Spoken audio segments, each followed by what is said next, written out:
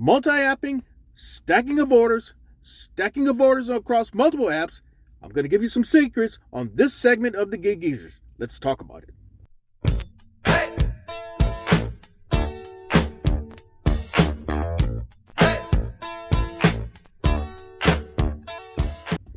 I'm in the midst of dropping off 2 remaining orders in my stacking of multiple orders across multiple apps. And the thought came to me to share with y'all maybe a couple of techniques that will help you maximize your hustle and also avoid contract violations. Well, when it comes to multi-apping is the main reason why I'm able to accomplish what I've been able to accomplish, which is average consistently over $200 a day, hit with regularity $1,400 a week, and with some frequency making 6 G's or more or better each month doing the gig hustle. The key to making sure that you're accepting orders from across multiple apps when you're stacking orders is that you have to know your market geographically. It's one thing to know the trends of your market, but the main thing is knowing your market geographically. You can't do that when you don't know where you're going, because that's when you set yourself up for all the other problems that come with the potential problems, I should say, that comes with multi-apping. What I try to do when I accept an order and I'm in the midst of attempting to stack multiple orders across multiple apps, the first thing I do is study the map.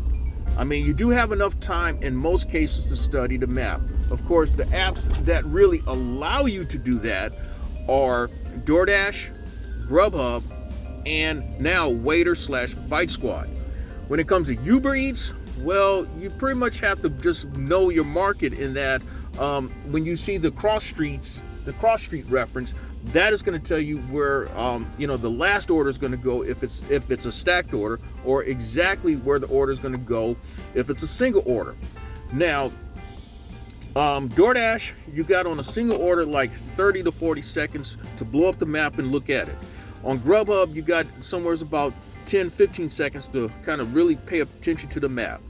And then there's with the Waiter/Bite Squad app, it's going to show you miles and distance, and you can kind of blow up the map, and you're going to have about a good 10-15 seconds with them. Kind of enough time to really do that. And by the way, with DoorDash, when it's a double stacked order, you got about 1 minute and 20 seconds to study that map. That's a key thing. Pay attention to the map.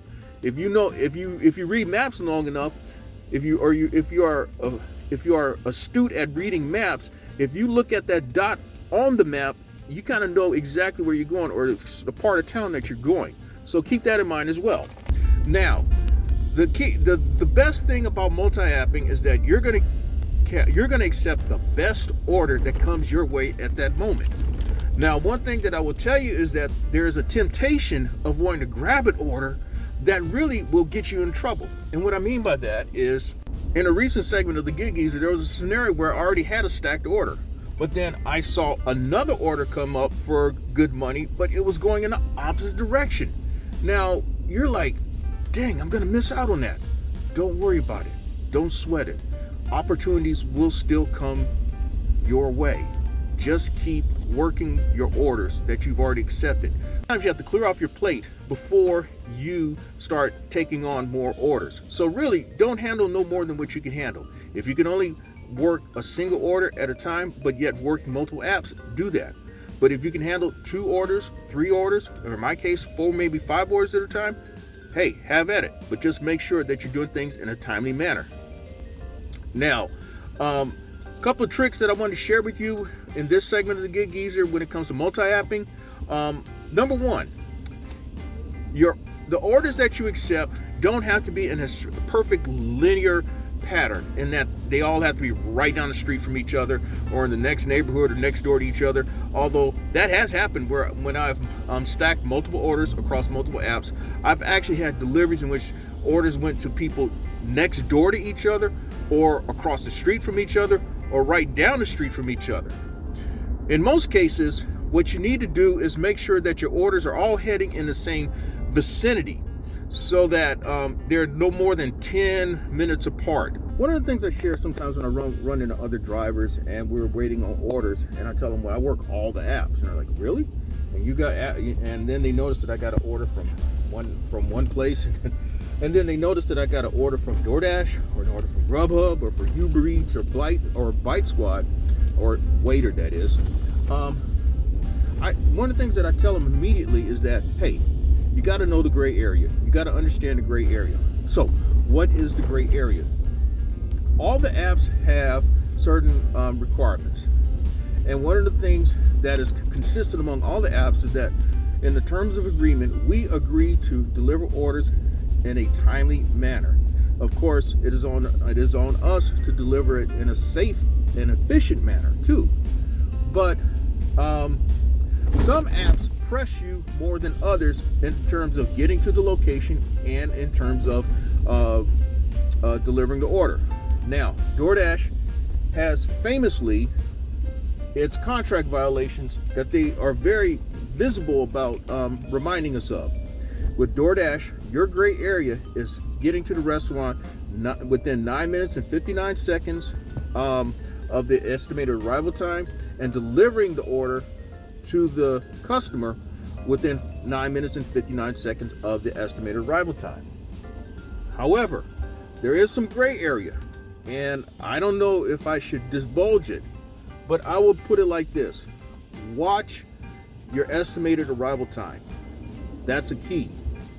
Now, that's also a clue, but that's also a key. Grubhub, what is Grubhub's gray area? Well, number one, Grubhub, if you don't make any motion towards the restaurant after accepting it, it will unassign you automatically. DoorDash will give you 15 minutes, as many as 15 minutes, but let's just say 10. Somewhere in between 10 and 15 minutes, DoorDash will unassign you if you're not making any movement towards that order. UberEats doesn't do that. However, on UberEats, what it will do is that if you take too long, the algorithm will trip the algorithm and say that it will trip the algorithm and send you a friendly, well-written email warning you of fraudulent activity. Now, Bite Squad or Waiter, they're kind of, I have received a friendly, well-written email from them about orders taking too long. But by and large, Bite Squad, they got problems anyway. They've got issues. Number one is because the orders don't pay. Particularly, at least in my market, the orders don't pay. And then they want you to go way out of the way. Now, they have gotten better in that they're not sending you orders 25 and 30 miles away for $5.50 as they did under the Bite Squadron app. But you still see a very steady stream of orders that are minimum pay. Somewhere, in my opinion, the $5.50 to $6.50 range, asking you to drive a lot of miles. I'm talking about anywhere between 10 and 20 miles. That's not going to happen.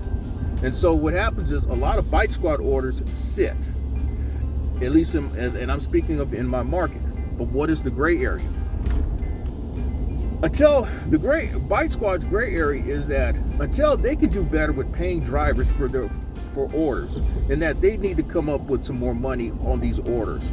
Bite Squad contributes the least among all the apps, and that really customer tips, by and large, customer tips really comprise the greater percentage of orders. I have said that it's as much as 75 to 80% of the order. There are times that Bite Squad does kick in and put up surge bonuses and priority bonuses, but that's when they're really are backed up with orders. Typically, you see the surge bonuses during your peak situations on the weekends, Friday, Saturday, and Sundays. Now, in this particular example that I'm sharing with you, what had happened was I stacked orders across 3 apps to multiple customers. Not all at the same time, but there was a stacking of orders that took place. The first order that I accepted was DoorDash for $8.75. Then that was at JR Cash. Then once I was in the parking lot of JR Cash, I happened to see a UberEats single order for $14.19 from Kairos. That's a Mediterranean restaurant. Then after dropping off the DoorDash order, I happened to catch another DoorDash order that was showing $10.75, but it had 9 items from Midwood Steakhouse. Now, I've talked a lot about how to identify orders with hidden tips or with extra money on it, or those with the unicorns. And I was thinking that this one's going to have extra money on it. How much though? I didn't know. Then while I was en route, after picking up the Midwood Steakhouse order, now I dropped off the DoorDash as already established. I still had the Uber Eats order, and then I picked up the Midwood Steakhouse order. Upon leaving Midwood Steakhouse, I accepted a waiter/bite squad order from East Bay Deli, which is in the center of downtown, for $10.56. Now, I'm thinking I got enough on my plate, and so what I need to do is start shedding orders. And so the first one that I dropped off was the DoorDash Midwood Steakhouse order. That was to the hospital. In fact, I had to call the person ahead of time, and that's another little trick that I think that you should do in certain order situations, especially when it says to hand it to me, and if they give you a phone number. When you get about 5 minutes away from that anticipated 5 minutes away from the drop-off location, call them then, because then you can kind of set it up to where they could be meeting you as you're arriving, or if they're not there when you're arriving, they should be no more than a couple minutes away. That's if things really go right. Now, I dropped off that order. I went and picked up East Bay Deli, and now I still had the 2 orders left. So then I went and dropped off the Uber Eats order, and then came back and dropped off the East Bay Deli order. Altogether, that little run of orders netted me right at about $60. Exactly, it was $59.90 plus, but let's just say in an hour and a half, $60. Now that was a $40 an hour tip for you dollars per hour people. So that's how multi-apping can work to your advantage. It gives you the best opportunity to make the most money when orders come across your screen. Keep that in mind as well. Alright, so that's all I have for this segment of the Gig Geezer. I hope that the content that I've provided on multi-apping, stacking of orders, and stacking of orders across multiple apps may be of some help to you and help you maximize your hustle. There is no shame in working multiple apps. There is no shame in stacking of orders across multiple apps. It's all in how you do it. Just keep that in mind.